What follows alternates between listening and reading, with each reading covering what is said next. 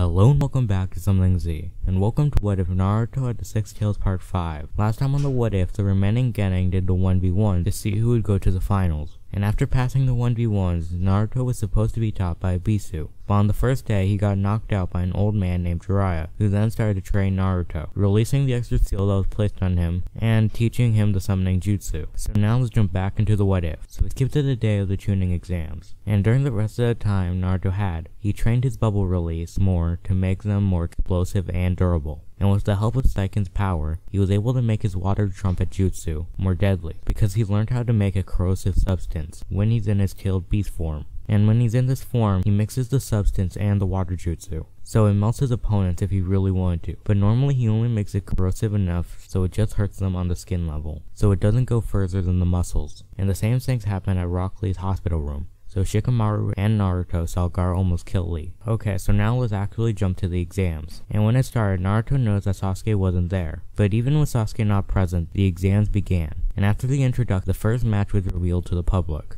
with the first match being Naruto versus Neji. And before the match began, all the examinees besides Naruto and Neji went to the sides to watch, while Naruto and Neji went on the opposite sides of the arena from each other. And when everything was ready, the match began, with Naruto starting off going into his first form. And when he was fully transformed, he charged at Neji, but Neji was able to dodge Naruto's attacks, and he was able to hit Naruto with a gentle fist in the shoulder.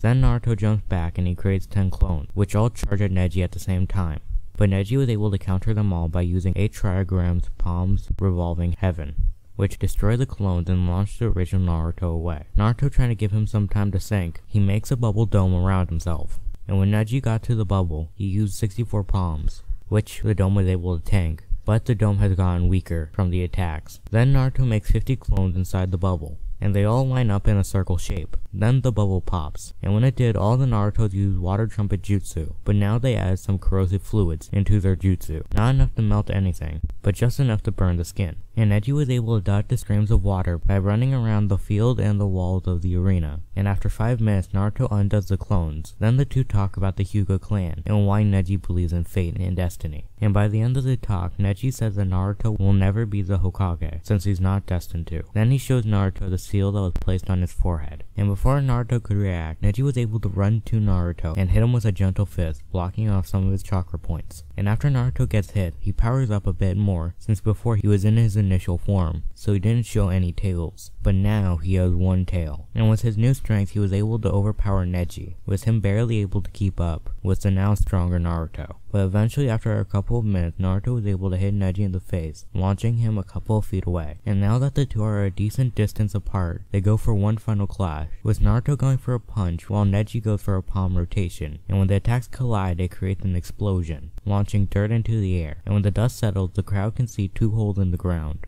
But shortly after the holes were revealed, someone comes out of one of the holes. It was Neji, and when everyone looks at Naruto's hole, he is knocked out. And seeing this, Neji walked closer to Naruto's hole, and the main examiner starts to count down from 10 to end the match. But when the count was at 3, Naruto breaks through the ground under Neji and he punches him in the chin, knocking him to the ground. And when Neji tried to get back up, he couldn't, since he was too tired from the fight to move. So that made Naruto the winner of the match. So now we skip past Shikamaru's and Temari's match, and it will end the same with Shikamaru giving up, making Temari the winner. So it's time for the match between Sasuke and Gaara, and even by this time, Sasuke hasn't arrived yet. So after a couple of minutes, they decided to count down from 10 to cancel the match and make Gaara the winner. But before the countdown ended, Sasuke and Kakashi appeared in the middle of the arena, and since he was there, the countdown ended. So when Kakashi left the arena, the match began, and with his new speed and strength, Sasuke was able to get through Gaara's sand. And after Sasuke attacks Gaara a couple of times, Gaara retreats into his sand, making a dome around himself, and in the sand, he starts to transform.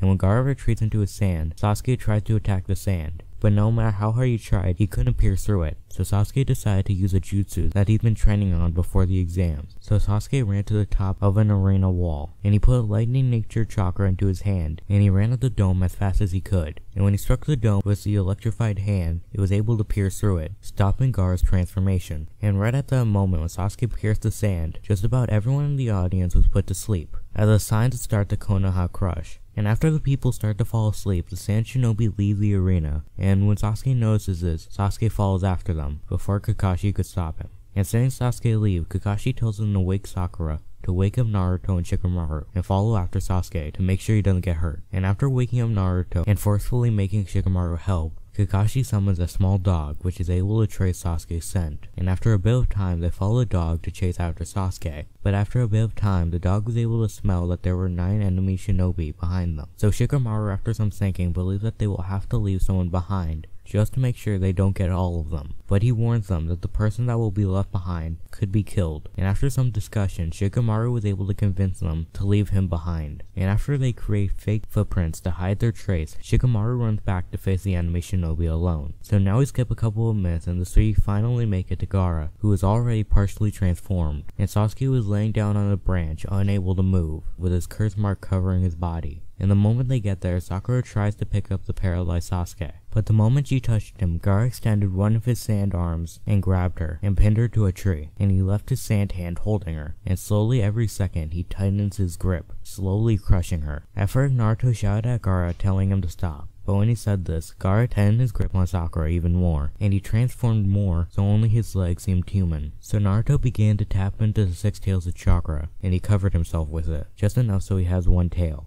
And he charges at Gaara, and he uses a water trumpet strong enough to melt, and it was able to hit Gaara on one of his sand hands, and when it hits, it dissolves the sand, but before the damage could spread, Gaara cut off the hand and he regenerated a new one. Seeing this not work, Naruto then tried to summon Gamabunta, but when he did the summoning jutsu, he didn't summon Gamabunta. Instead, he summoned a smaller orange toad. Gaara then shoots out shurikens made out of sand, and Naruto was able to dodge it just in time, and he was able to protect the toad he just summoned. Then Naruto charged at Gaara again, but before he could hit him, Gaara was able to grab Naruto, and he started to crush him. But before he got too crushed, Naruto shot out another acid water trumpet, and he shot it at Gaara's wrist, which was able to free Naruto. Then Naruto created 999 shadow clones, and they all attacked Gaara at the same time, and after the barrage was over, Naruto undoes all of the clones. But after he does this, Gaara fully transforms and he surrounds Naruto in sand, which would have crushed him. And the way Naruto was able to escape was by using the summoning jutsu again, but this time he was able to summon Gamabunta. And when Naruto summoned him, Naruto told Gamabunta to attack, but Gamabunta at first didn't want to, since he could recognize Gaara's form as Shukaku. But when he heard that Naruto protected Gamakichi, he says that he will help Naruto. So Gamabunta and Shukaku fight. But eventually Gamabunta tells Naruto to turn into something with fangs and claws. So instead of them transforming into the 9 tails, now they will transform into a giant wolf. And with Gamabunta in his new form, he was able to hold Shukaku in place. And while the 2 giant beasts were staying in place, Naruto was able to jump from Gamabunta to Shukaku. And after some time running on Shukaku, he was able to punch Gaara in the face, waking him up. And since Gaara woke up, Shukaku got suppressed back into him. So the giant beast made out of sand crumbled away, and shortly after Shukaku got suppressed back into Gaara, the 2 toads disappeared in a poof of smoke. And when the 2 shinobi landed on the ground, they were both injured, with Gaara on the ground not able to move, and Naruto with his last bit of chakra left was able to move around for a bit longer. And he walks over to Gaara and he says that he forgives him, but then he gets serious and he says that if he does this again, he will kill him without any regret or hesitation. Then Naruto walked to a nearby tree and passed out from exhaustion. And when Naruto woke up, he found himself in a hospital room, and Kakashi was reading a book. And when he notices that he was awake, Kakashi tells Naruto that the 3rd Hokage died, and that his friends are okay. And a couple of days later, the village held a funeral for the 3rd Hokage. And that's where I'm going to leave the What If. I hope you enjoyed it, and I hope to see you next time on Something Z.